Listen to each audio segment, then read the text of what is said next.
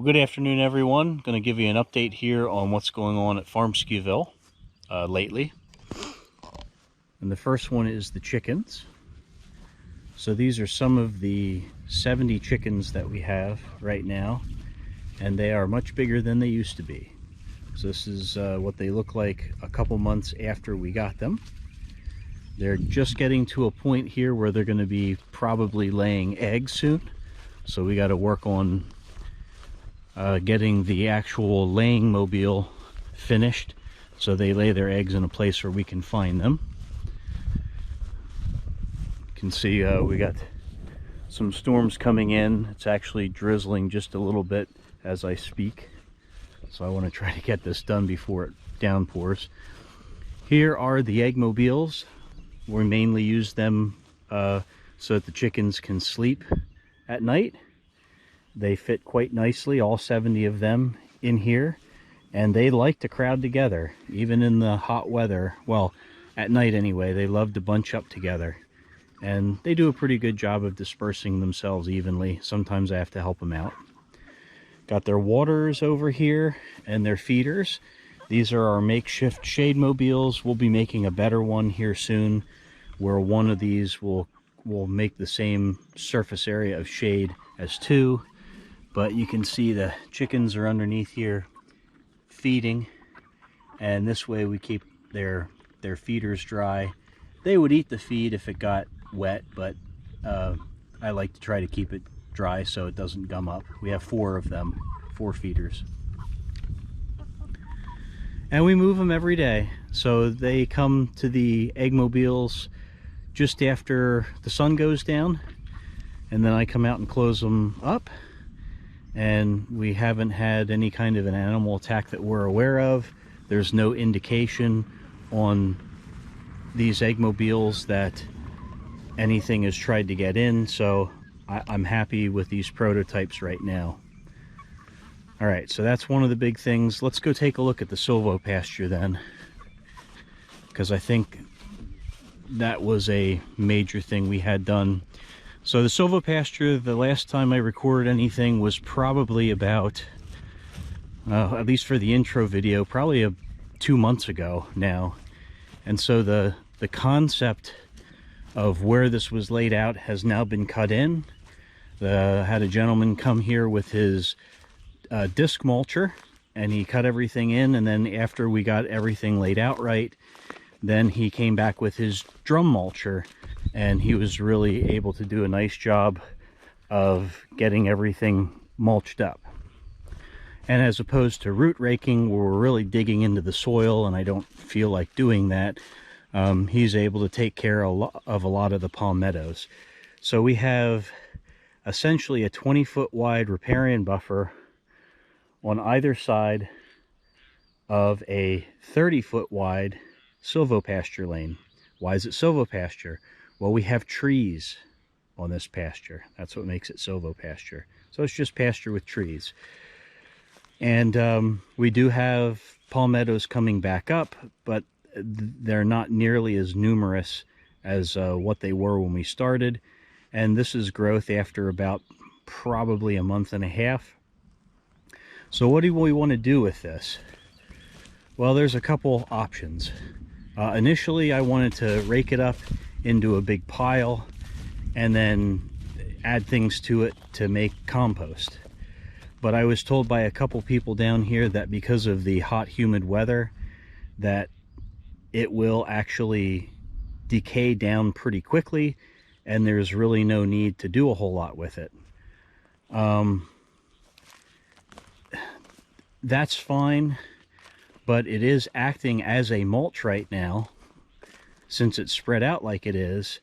And what it's not doing is it's not allowing the propagation of nice grass or weed growth. So we got some, but nowhere near what we should have. And so the thought process is maybe to rake some of this stuff into the areas on this pasture where you'll have water that will pond as the water level rises when the rainy season has the opportunity to get going a little bit better. Just as a side note, I was back here working on some of the palmetto roots that were real big and sticking up, because some of them do that after the mulching was over. So there's my little pile. Here's some of the spots I was raking up, and then I respread it back out. But anyhow, there is an awful lot of this material. Some of it is pretty thick, so you can see it's not, you know, it's not like it's real thin.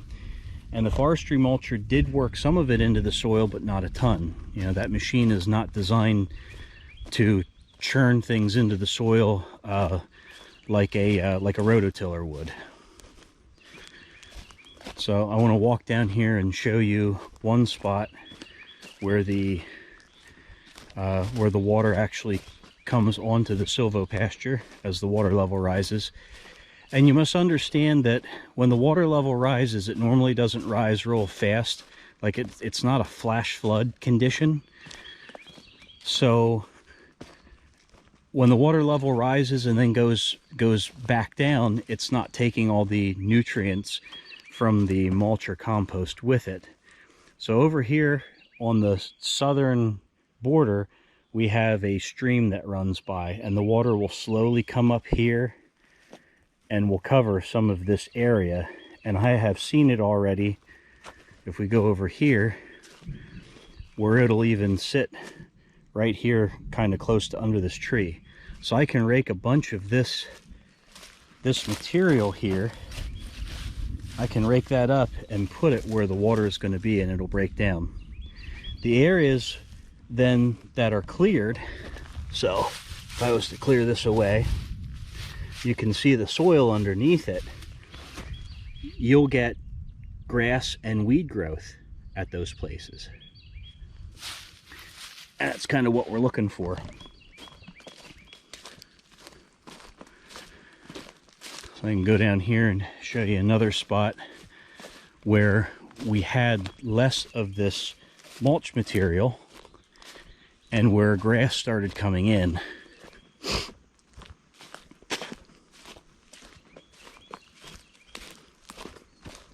By the way, if you want to know what the weather's feeling like, the dew point's really high, the humidity's really high. I feel like I'm walking through soup. So here you can see that the mulch material is not as abundant. And I came in and I actually cut this with the mower. We had grass here that was anywhere from, a 1.5 feet tall to 6 inches. Some of it's already growing back. It's spotty. It's spotty because you can see here you have a lot of the mulch, and then over here, well, you don't. And those are a lot of the spots where you see the grass coming in, or weeds. When we do have livestock on these pastures, they may not necessarily just want to eat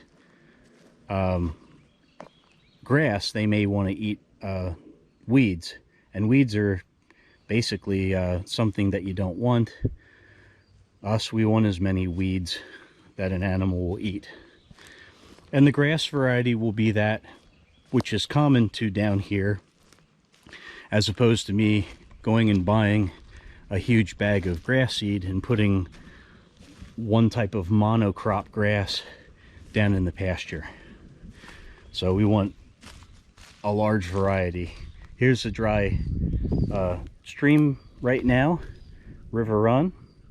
Although if we keep getting rain like we have, this will start flowing soon. Here's another spot where the water slowly rises and comes in and settles right here, and ponds, and I can rake a bunch of this mulch into that area, and it'll break down. Over here's the end of the silvopasture, but it's starting to rain a bit, so I want to try to speed this up a little. I do try to keep some of this grass cut where I can get to it. This is a spot here. You can see it's 30 foot wide here to here, and then the riparian buffer, it kind of stops here. It was always naturally open here. And the same thing over here. You have your buffer here and a silvopasture here, but this is all kind of naturally open. Plus, we need an area to put our movable fence when the water level is up, because I don't want a shocker fence or any kind of fence going across this this area here. So we made sure that we cleared areas out that were parallel to this this dry stream bed, because it won't stay that way for forever.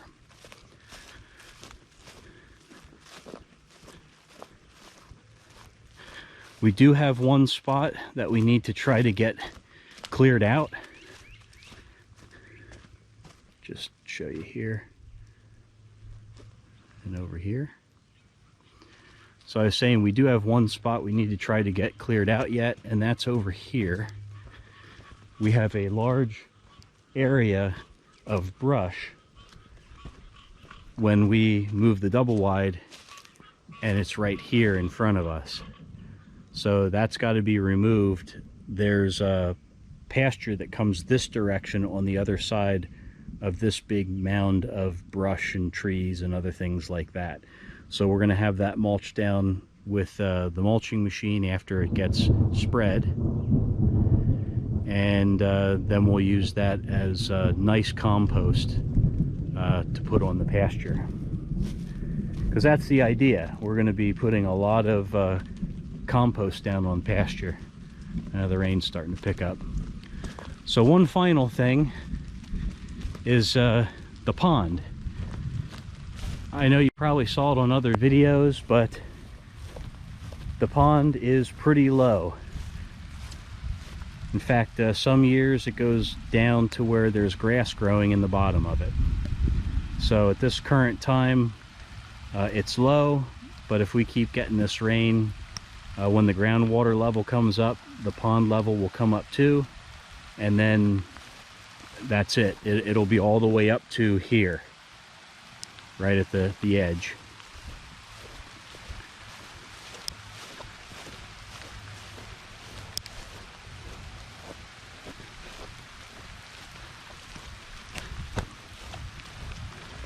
There's our cypress trees.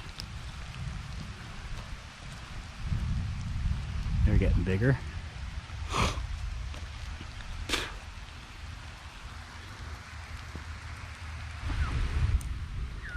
I guess that's going to be it for now. These chickens are smarter than me. They're actually seeking cover. What's going on, ladies? Huh? You guys staying dry? Yeah? You're smarter than me.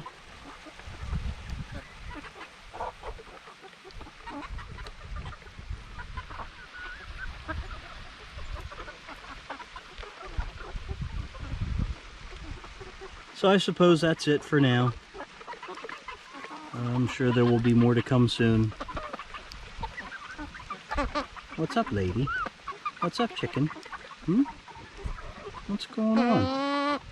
Oh yeah, I guess I should mention, these chickens are due to go across the street to the 80 acres to follow the cows here soon. They'll do pasture sanitization, so they'll essentially scratch through the cow patties and eat the larvae and the various fermented seeds, and try to propagate a little bit more grass growth over there. And they'll scratch through the thatch and eat bugs, and it'll be all kinds of good stuff. So we're hoping for good things.